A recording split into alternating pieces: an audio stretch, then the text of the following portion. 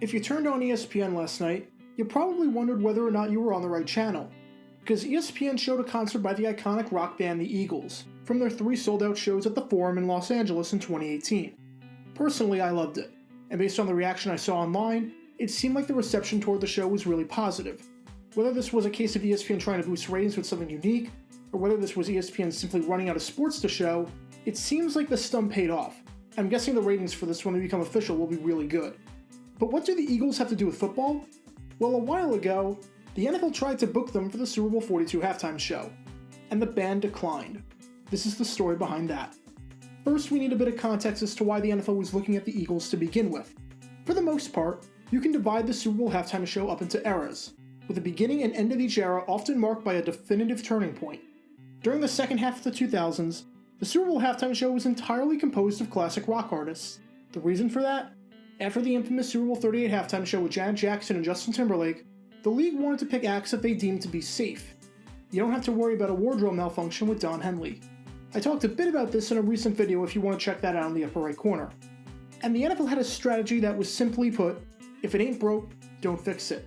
For the most part, the classic rock halftime shows were well received.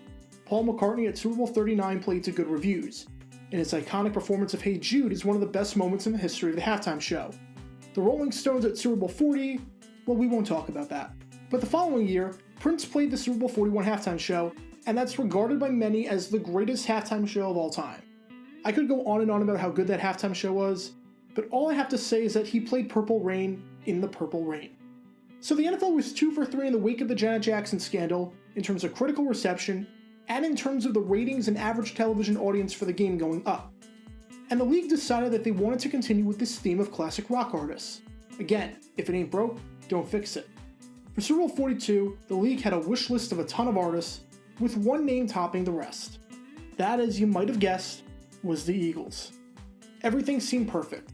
The band had a new album that was released just a few months prior to the game, Long Road Out of Eden. The last time the band went on a major tour back in 2005, it was the 5th highest grossing tour of the year. And the only 4 acts ahead of them all previously performed at the Super Bowl in some capacity, with 3 of them doing the halftime show. They were a relevant group that appealed to a large audience, and had a bunch of recognizable hits, including one of the most iconic songs of all time in Hotel California. The Eagles were a perfect choice for the halftime show. So the league approached the band to perform, but unfortunately, they declined the invitation. Don Henley never gave a reason why, but they aren't the first to turn down the gig, and they definitely won't be the last. A while ago, I made a video about how Bruce Springsteen declined the invite to play at the Super Bowl IX halftime show all the way back in 1975, if you want to check that out in the upper right corner.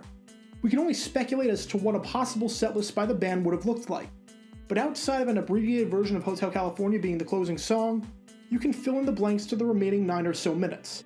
The possibilities are endless. Eventually, the league got Tom Petty to perform at the halftime show, and 3 years later, the classic rock era of shows was over. As following performances by Bruce Springsteen and The Who, the NFL decided to go back to pop artists by having the Black Eyed Peas perform at Super Bowl XLV. Whether we'll ever see another classic rock halftime show remains to be seen. But back at Super Bowl XLII, the Eagles had an opportunity to perform in front of 100 million people. They declined. Why they did? Well, I can't tell you why. Special thanks to all our Patreon supporters for helping out the channel. Your support is greatly appreciated. See how you can become a patron and request future video topics in the description below.